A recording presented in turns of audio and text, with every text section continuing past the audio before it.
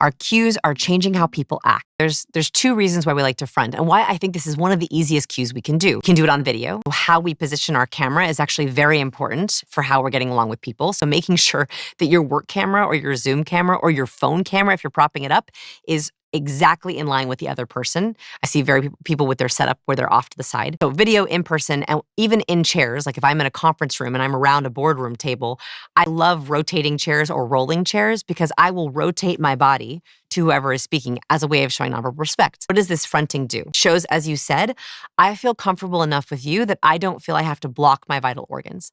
But more importantly, I think there's a synchronization that happens when our toes, torso, and head are on the same level, that we are parallel. Literally, our bodies are parallel. It's easier to open up to someone when we are physically on the same line. There's one exception to this that I think is important to note. Driving in a car, you'll notice people will often open up next to each other. Sitting at a bar, you'll often notice that, especially men, they'll open up sitting next to each other at a bar, or walking together, deep, long walks on the beach. People will open up to each other. Why?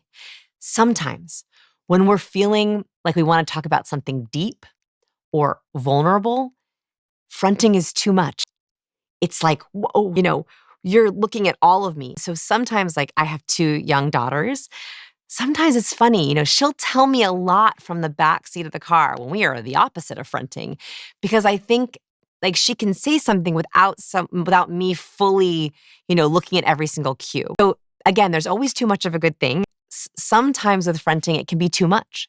And so if you want someone to open up to you, start with that. But if they're feeling uncomfortable or they're awkward or they're introverted, you could try actually the opposite of fronting and being side by side or in a car, because that might give them permission to feel they can open up without being judged. So I don't think we can have a hard and fast rule, but what we can know is that our cues are changing how people treat us. Our cues are changing how people act. The positioning of our face, our body, the sound of our voice, it's going to trigger different effects in different people, and we have to be aware of how powerful those are. And I think if you're aware of that, you can choose your cues based on your context and your goals.